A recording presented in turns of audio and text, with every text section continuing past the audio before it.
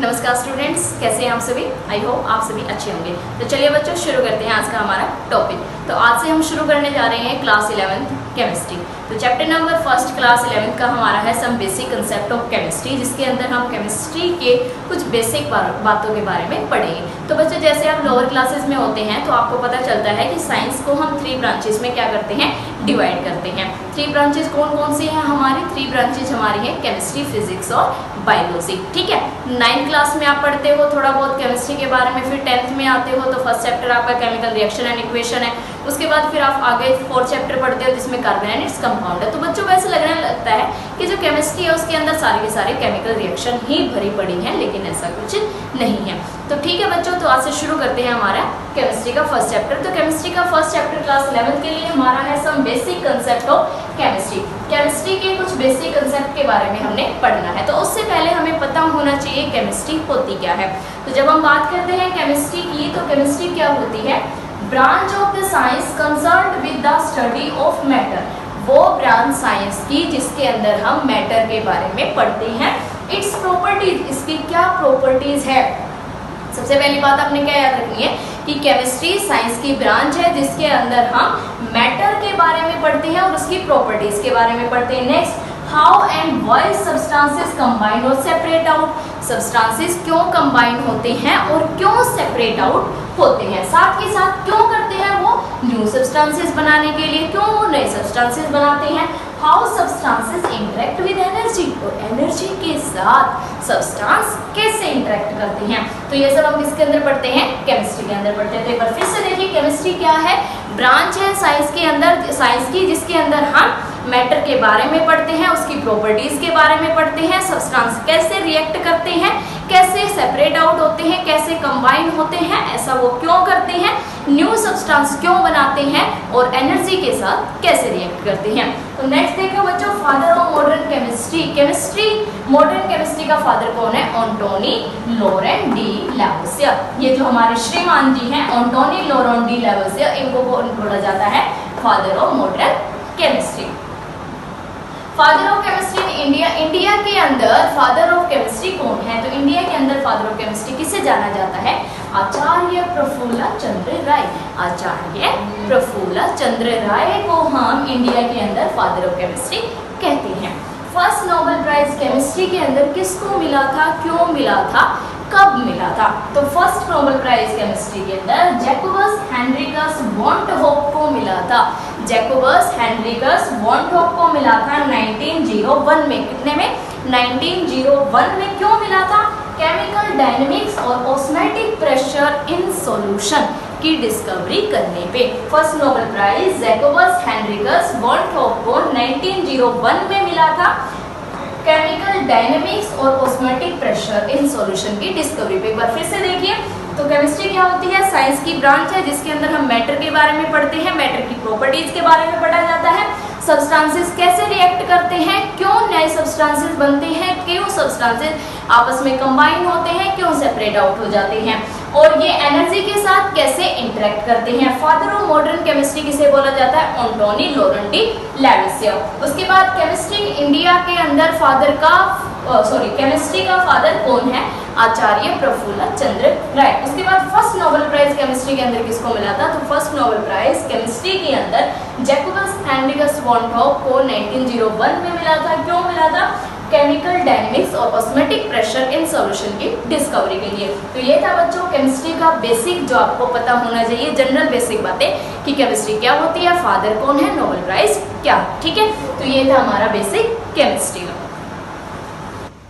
तो बच्चों, हमने केमिस्ट्री का बेसिक पढ़ लिया था कि केमिस्ट्री के बेसिक में हम किन किन चीज़ों के बारे में पढ़ते हैं। तो अब हम क्या करते हैं, अपना चैप्टर शुरू करते हैं। तो चैप्टर शुरू करते हैं some basic concept of chemistry में। सबसे पहले हमने पढ़ा था कि केमिस्ट्री क्या होती है। केमिस्ट्री होती है स्टडी ऑफ मैटर। ठीक है, जिसमें हम क्या करते हैं, मैटर के बारे में स्टडी करते हैं। तो आज हम उसी मैटर के बारे में पढ़ेंगे कि मैटर होता क्या है, क्योंकि हमने डेफिनेशन में पढ़ा था कि जो हमारी केमिस्ट्री होती है वो स्टडी ऑफ मैटर। तो जब हम बात करते हैं मैटर की, तो 9th क्लास में आपने एक डेफिनेशन याद की होगी मैटर की, कि मैटर क्या होता है? Anything that has mass and occupies space by having volume. कोई भी चीज जिसका मास होता है और स्पेस को ऑक्यूपाई करती है और उसकी वॉल्यूम होती है। मेरे पास ये मार्कर है, मैंने इसको अपने हाथ पे, ये दो मार्कर है, अपने हाथ पे रखा हुआ है।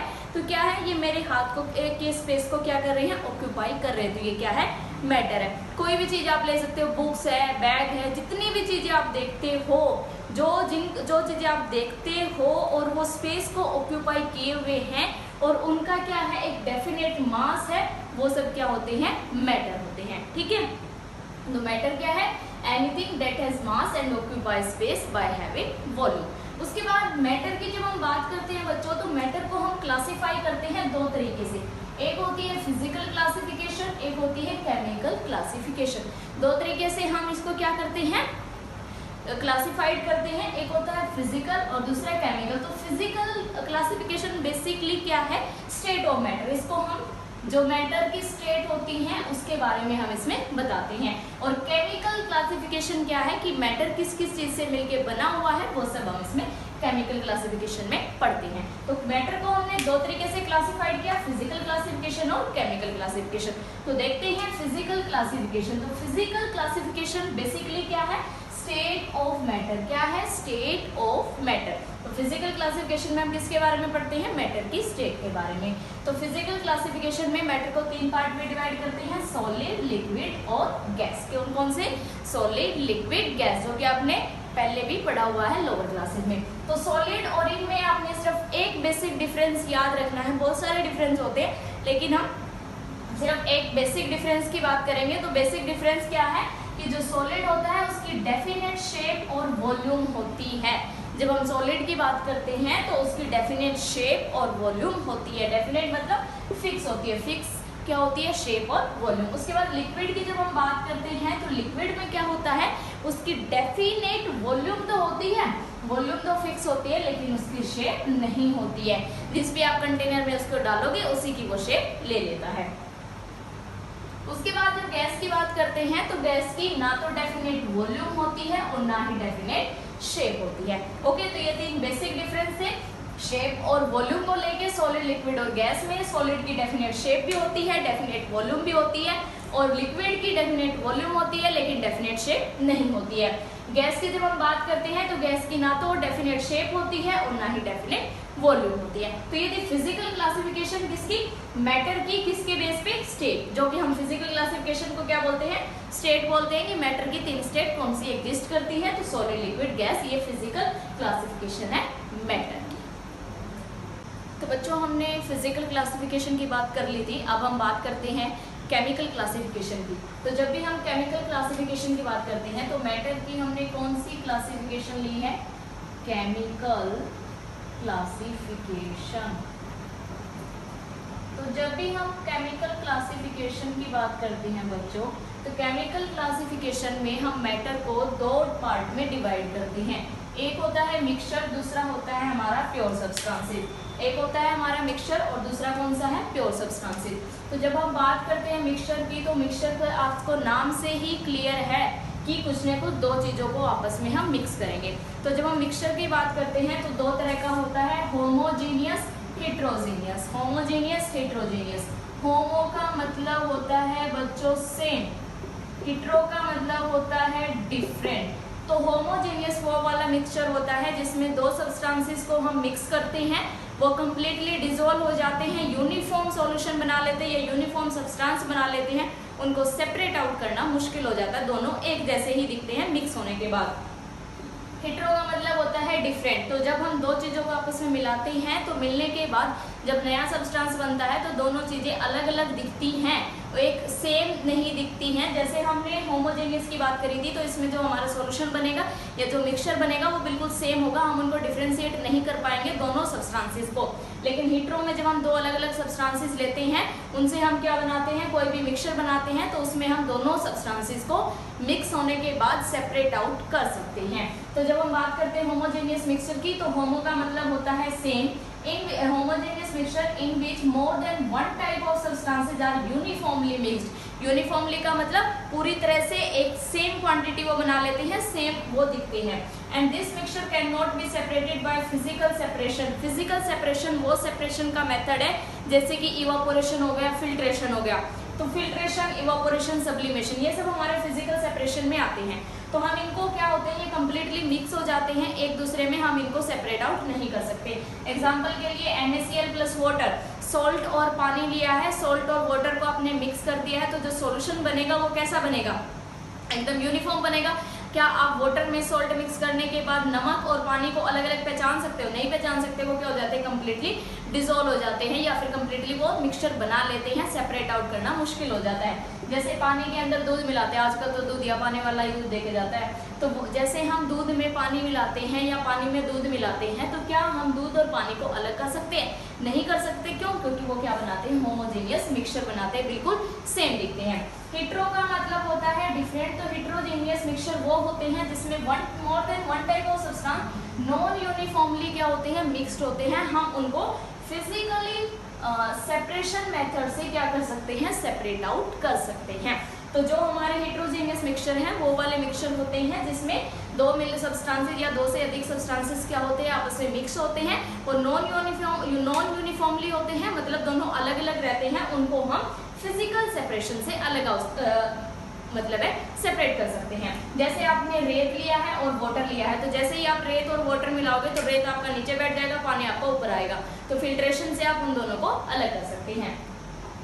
चौक लिया है और वाटर लिया है, तो चौक और वाटर के केस में भी आपका यही होगा, चौक आपका नीचे बैठ जाएगा, पानी आपका ऊपर आ जाएगा, फिल्ट्रेशन मेथड से आप उसको निकाल सकते हैं। अब बात करते हैं प्योर सब्सटेंसेस की। तो प्योर सब्सटेंसेस में मैटर को दो पार्ट में डिवाइड करते हैं, एलिमेंट और कंपाउंड्स में। किसमें? एलिमेंट्स और कंपाउंड में। तो एलिमेंट क्या होते हैं? एलिमेंट बेटा वो होते हैं जिनमें सिर्फ एक ही टाइप के एटम प्रेजेंट होते हैं। एटम तो आपको पता ही होगा क्या होती है, एटम स्मॉलेस्ट यूनिट होती है, ठीक है, किसी भी मैटर की स्मॉलेस्ट यूनिट क्या होती है, एटम होता है।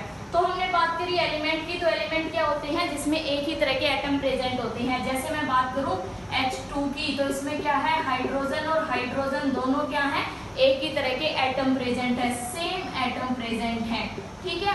तो जिसमें सेम टाइप के एटम प्रेजेंट होते हैं उसको क्या कहते हैं, एलिमेंट। जैसे हमने लिया क्लोरीन, सिंगल है, उसके बाद लिया है ऑक्सीजन, तो क्या है, ऑक्सीजन और ऑक्सीजन एक ही तरह के क्या प्रेजेंट है, एटम प्रेजेंट है। तो जिसमें एक टाइप के एटम प्रेजेंट होते हैं वो क्या होता है, एलिमेंट। कंपाउंड क्या होते हैं, जिसमें more than one type of atom, जिसमें एक से ज्यादा टाइप के एटम प्रेजेंट होते हैं, उसको हम क्या कहते हैं, कंपाउंड कहते हैं। जैसे वाटर लिया है, तो वाटर की अगर हम बात करें तो वाटर के अंदर क्या है, और ये प्रेजेंट है, दो हाइड्रोजन प्रेजेंट है, एक ऑक्सीजन प्रेजेंट है, तो क्या है, दो डिफरेंट टाइप के क्या प्रेजेंट है, हमारे एटम प्रेजेंट है, तो ये क्या होता है, कंपाउंड। जैसे NaCl हमने लिया है, तो NaCl में दो तरह के, Na के, सोडियम के और क्लोरीन के क्या है, दो एटम प्रेजेंट है, डिफरेंट एटम प्रेजेंट है। तो जब भी दो डिफरेंट टाइप के एटम या दो से अधिक डिफरेंट टाइप के एटम प्रेजेंट होते हैं उसको हम कंपाउंड कहते हैं, और सेम टाइप के एटम प्रेजेंट होते हैं उसको हम एलिमेंट कहते हैं। एक बात ध्यान रखनी है कि कंपाउंड में जो ये एटम आपस में कंबाइन होते हैं ये एक फिक्स्ड रेशियो में होते हैं। जब भी हम इनकी बात करते हैं तो इनका जो रेशियो होता है वो फिक्स्ड होता है। तो एक बार फिर से देखिए, मैटर की केमिकल क्लासिफिकेशन, जिसमें ये किससे बना हुआ है, मिक्सचर और प्योर सब्सटेंसेस से। मिक्सचर में होमोजेनियस, हेट्रोजेनियस, होमो में यूनिफॉर्मली मिक्स होते हैं, सेपरेट आउट नहीं कर सकते। हेट्रो में डिफरेंट होते हैं, सेपरेट आउट कर सकते हैं। प्योर सब्सटेंसेस में एलिमेंट और कंपाउंड, एलिमेंट में एक ही तरह के एटम प्रेजेंट होते हैं और कंपाउंड में दो तरह के एटम एक फिक्स रेशियो में कंबाइन करते हैं और कंपाउंड बनाते हैं। ओके बच्चों, तो ये थी क्लासिफिकेशन मैटर की, हमने दोनों कर ली है, फिजिकल भी और केमिकल क्लासिफिकेशन भी।